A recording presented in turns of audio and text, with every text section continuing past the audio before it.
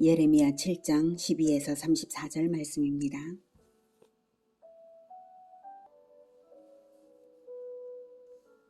너희는 내가 처음으로 내 이름을 둔 처소 실로에 가서 내 백성 이스라엘의 악에 대하여 내가 어떻게 행하였는지를 보라. 여호와의 말씀이니라. 이제 너희가 그 모든 일을 행하였으며 내가 너희에게 말하되 새벽부터 부지런히 말하여도 듣지 아니하였고 너희를 불러도 대답하지 아니하였느니라. 그러므로 내가 실로에 행함같이 너희가 신뢰하는 바 내 이름으로 일컬음을 받는 이 집 곧 너희와 너희 조상들에게 준 이곳에 행하겠고 내가 너희 모든 형제 곧 에브라임 온 자손을 쫓아낸 것 같이 내 앞에서 너희를 쫓아내리라 하셨다 할지니라. 사랑하는 형제 여러분, 3월 25일 토요일 새벽 목상에 오신 것을 환영합니다. 예레미야의 제3설교가 진행 중입니다. 요시야 왕의 아들 여호야김 왕 시대에 요시야 왕이 타파했던 우상숭배가 되살아나고 유다 백성들은 외식적인 성전 예배만으로 구원을 받는 줄로 여겼기에 하나님은 예레미야에게 성전 문에 서서 이 말씀을 선언하라고 하셨습니다. 이것이 제3설교인데요. 앞부분 일부를 읽어보죠. 예레미야 7장 3에서 7절. 만군의 여호와 이스라엘의 하나님께서 이와 같이 말씀하시되 너희 길과 행위를 바르게 하라. 그리하면 내가 너희로 이곳에 살게 하리라. 너희는 이것이 여호와의 성전이라 여호와의 성전이라 여호와의 성전이라 하는 거짓말을 믿지 말라. 너희가 만일 길과 행위를 참으로 바르게 하여 이웃들 사이에 정의를 행하며 이방인과 고아와 과부를 압제하지 아니하며 무죄한 자의 피를 이곳에서 흘리지 아니하며 다른 신들 뒤를 따라 화를 자초하지 아니하면 내가 너희를 이곳에 살게 하리니 곧 너희 조상에게 영원 무궁토록 준 땅이니라. 이렇게 성전 예배를 바르게 드리면서 언약에 합당하게 언약에 합당하게 살아야 되는데 성전 예배는 드리면서 악행을 행하는 것이 위선이므로 위선적인 예배는 아무 소용이 없고 심판이 있다는 것을 말씀하십니다. 12절. 너희는 내가 처음으로 내 이름을 둔 처소 실로에 가서 내 백성 이스라엘의 악에 대하여 내가 어떻게 행하였는지를 보라. 실로는 사사시대 때 실로의 성막이 있어서 예배의 중심지였고요. 실로에 대하여 하나님께서 심판하신 사례는 바로 엘리 대제사장 때의 일입니다. 엘리 대제사장이 대제사장 자리를 물려받을 자기 아들들에게조차 성경을 가르치지 않고 성경적인 착한 성품을 가르치지 않아서 두 아들 홈리와 비느하스는 형식 제사조차 멸시하는 죄를 지었죠. 하나님께서는 엘리 가문의 몰락을 예고하셨지만 두 아들은 그래도 변화되지를 못해서 마침내는 블레셋과의 전투 때에 언약궤를 메고 전쟁터에 나갔다가 대패하여서 두 아들이 하루에 죽고요. 언약궤는 빼앗기고 엘리 제사장은 그 소식을 들을 때 쓰러져 죽고 실로는 회파되었던 사건입니다. 하나님께서는 올바른 제사를 드리지 않고 제사를 능멸할 때에 언약궤를 빼앗기면서까지라도 제사장 가문을 심판하셨던 것입니다. 그 정도로 예배가 능멸당하는 것을 볼 수 없으신 하나님이시고요. 반드시 심판하시는 하나님이신 것을 기억시키셨습니다. 예레미야 9장 7장 9 앞에 9에서 10절을 보면 너희가 도둑질하며 살인하며 간음하며 거짓 맹세하며 바알에게 분향하며 너희가 알지 못하는 다른 신들을 따르면서 내 이름으로 일컬음을 받는 이 집에 들어와서 내 앞에 서서 말하기를 우리가 구원을 얻었나이다 하느냐. 이는 이 모든 가증한 일을 행하려 함이로다. 그러므로 13절 여호와의 말씀이니라. 이제 너희가 그 모든 일을 행하였으며 내가 너희에게 말하되 새벽부터 부지런히 말하여도 듣지 아니하였고 너희를 불러도 대답하지 아니하였느니라. 하나님은 예레미야를 통해서 그 모든 악행을 행하는 유다에게 할 수 있는 모든 노력으로 설득을 하게 하신 것이고요. 그래도 듣지 않으므로 실로의 사례처럼 이제 행하실 수밖에 없습니다. 14절. 그러므로 내가 실로의 행함같이 너희가 신뢰하는 바 내 이름으로 일컬음을 받는 이 집 곧 너희와 너희 조상들에게 준 이곳에 행하겠고. 예루살렘 성전 파괴하시겠다는 것이죠. 성전이 파괴된다는 것은 나라가 망한다는 것이고요. 언약은 깨져버렸으니 심판하신다는 것입니다. 예루살렘 사람들이 성전이 있는 한 망하지 않는다라는 미신적인 생각을 하고 있었기 때문에 깨뜨리시는 것이고요. 실로의 멸망을 보고도 교훈을 받지 못하고 선지자를 통한 하나님의 설득도 통하지를 않으니 이제 다른 수가 없습니다. 15절 내가 너희 모든 형제 곧 에브라임 온 자손을 쫓아낸 것 같이 내 앞에서 너희를 쫓아내리라 하셨다 할지니라. 그래서 에브라임 온 자손을 쫓아낸 것 같이는 북이스라엘이 주전 722년에 이미 망한 것처럼 너희들도 패전하여서 적국의 포로로 잡혀가게 하시겠다 이 뜻입니다. 이 예언은 주전 586년에 바벨론에 의해서 예루살렘이 멸망하고 성전은 파괴되고 백성은 포로가 되음으로써 성취되었습니다. 16절 그런즉 너는 이 백성을 위하여 기도하지 말라. 그들을 위하여 부르짖어 구하지 말라. 내게 간구하지 말라. 내가 내게서 듣지 아니하리라. 너는 그들이 유다 성읍들과 예루살렘 거리에서 행하는 일을 보지 못하느냐. 자식들은 나무를 줍고 아버지들은 풀을 피우며 부녀들은 가루를 반죽하여 하늘의 여왕을 위하여 과자를 만들며 그들이 또 다른 신들에게 전제를 부음으로 나의 노를 일으키느니라. 여호와의 말씀이니라. 그들이 나를 경노하게 함이냐 자기 얼굴에 부끄러움을 자취함이 아니냐. 그러므로 주 여호와께서 이와 같이 말씀하시니라. 보라, 나의 진노와 분노를 이곳과 사람과 짐승과 들나무와 땅의 소산에 부으리니 불같이 살라지고 꺼지지 아니하리라 하시니라. 하나님께서 예레미야에게 유다를 위한 중보기도 금지 명령을 주십니다. 유다의 우상 숭배가 가족 공동체적으로 이루어져서 대를 잇고 있으므로 도저히 용서받을 수 없기 때문인데요. 중보기도 금지 명령은 심판을 그 누구도 변경시킬 수 없다는 뜻입니다. 유다는 이제 회개의 기회를 잃어버린 것입니다. 은혜의 때는 지나갔습니다. 그리고 그 심판의 불은 사람과 짐승과 들나무와 땅의 소산에 부으리니 불같이 살라지고 꺼지지 아니하리라고 하십니다.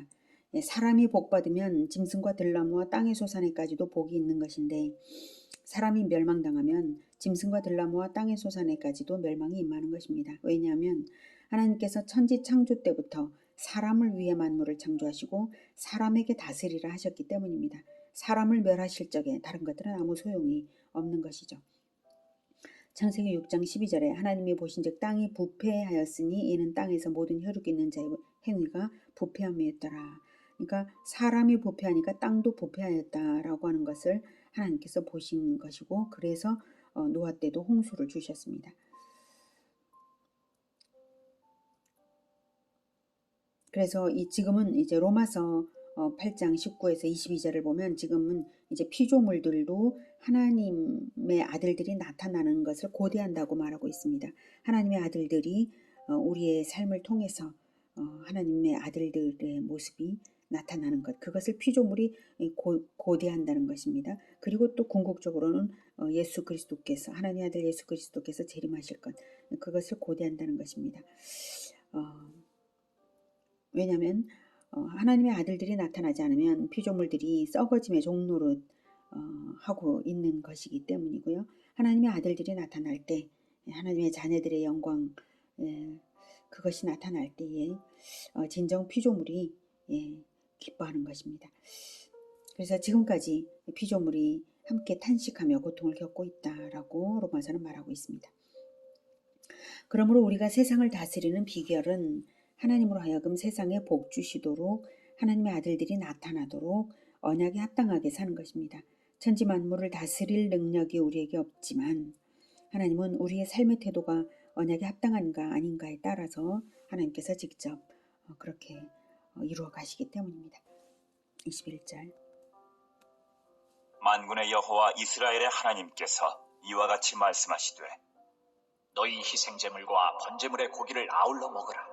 사실은 내가 너희 조상들을 애굽 땅에서 인도하여 낸 날에 번제나 희생에 대하여 말하지 아니하며 명령하지 아니하고 오직 내가 이것을 그들에게 명령하여 이르기를 너희는 내 목소리를 들으라. 그리하면 나는 너희 하나님이 되겠고 너희는 내 백성이 되리라. 너희는 내가 명령한 모든 길로 걸어가라. 그리하면 복을 받으리라 하였으나 네, 너희 희생제물과 번제물의 고기를 아울러 먹으라 이 말씀은 그것을 받지 않으시겠다는 뜻입니다. 번제는 원래 고기를 사람이 먹게 되어 있지 않고 가죽을 제외한 전부를 불살라서 하나님께 바치는 것이거든요. 그리고 다른 희생 제물들은 그 번제의 불 위에 얹어서 하나님께 드려지는 것입니다. 하나님께는 불살라 올려 드려지는 것이 드려지는 것이죠.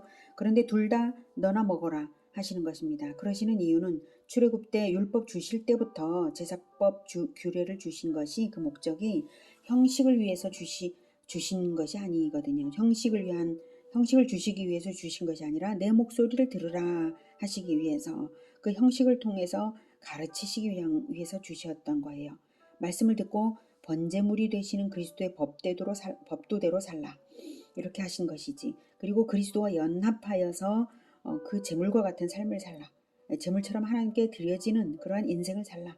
이런 뜻으로 주신 것이지 형식적 제사 행위만이 아니다 이것입니다. 내 목소리를 들으라. 내 목소리를 들으라. 그리하면 나는 너희 하나님이 되겠고 너희는 내 백성이 되리라. 너희는 내가 명령한 모든 길로 걸어가라. 그리하면 복을 받으리라. 라는 뜻으로 제사법을 주셨는데 너희들이 악행을 하면서 하나님을 달래어 속이려고 드는 것이냐? 그거 너나 먹어라 하시는 것입니다. 24절. 그들이 순종하지 아니하며 귀를 기울이지도 아니하고 자신들의 악한 마음에 꾀와 완악한 대로 행하여 그 등을 내게로 돌리고 그 얼굴을 향하지 아니하였으며 너희 조상들이 애굽 땅에서 나온 날부터 오늘까지 내가 내 종 선지자들을 너희에게 보내되 끊임없이 보내었으나 너희가 나에게 순종하지 아니하며 귀를 기울이지 아니하고 목을 굳게 하여 너희 조상들보다 악을 더 행하였느니라. 하나님은 할 만큼 다 하셨습니다. 이제 더 남은 것이 없습니다. 그래서 예레미야에게 이렇게 최종 선언을 하도록 말씀하십니다. 27절. 내가 그들에게 이 모든 말을 할지라도 그들이 너에게 순종하지 아니할 것이요 내가 그들을 불러도 그들이 내게 대답하지 아니하리니 너는 그들에게 말하기를 너희는 너희 하나님 여호와의 목소리를 순종하지 아니하며 교훈을 받지 아니하는 민족이라 진실이 없어져 너희 입에서 끊어졌다 할지니라. 너의 머리털을 베어버리고 벗은 산 위에서 통곡할지어다. 여호와께서 그 노하신 바 이 세대를 끊어버리셨습니다. 예레미야에게 선지 활동에 결실이 없을 것을 알고도 여호와의 말씀을 선포하게 하십니다. 이것을 미리 말씀하심으로써 예레미야는 자기 자신에 대하여 실망할 필요 없이 다만 하나님의 명령을 전할 수 있고 유다 백성에게는 훗날 심판이 임할 때에라도 예레미야의 예언을 기억하고 자신들의 멸망이 자신들의 범죄의 결과임을 알도록 그래서 소수의 남은 자를 경성시키기 위함일 것입니다. 이제 판결과 그 근거를 선언하십니다. 30절. 여호와께서 말씀하시되 유다 자손이 나의 눈앞에 악을 행하여 내 이름으로 일컬음을 받는 집에 그들의 가증한 것을 두어 집을 더럽혔으며 흰놈의 아들 골짜기에 도벳 사당을 건축하고 그들의 자녀들을 불에 살랐나니 내가 명령하지 아니하였고 내 마음에 생각하지도 아니한 일이니라. 그러므로 여호와께서 말씀하시니라. 날이 이르면 이곳을 도벳이라 하거나 흰놈의 아들의 골짜기라 말하지 아니하고 죽임의 골짜기라 말하리니 이는 도벳의 자리가 없을 만큼 매장했기 때문이니라. 이 백성의 시체가 공중의 새와 땅의 짐승의 밥이 될 것이라. 그것을 쫓을 자가 없을 것이라. 그때에 내가 유다 성읍들과 예루살렘 거리에 기뻐하는 소리, 즐거워하는 소리, 신랑의 소리, 신부의 소리가 끊어지게 하리니 땅이 황폐하리라. 네, 사랑하는 이제 멸망의 양상은 33, 34절입니다.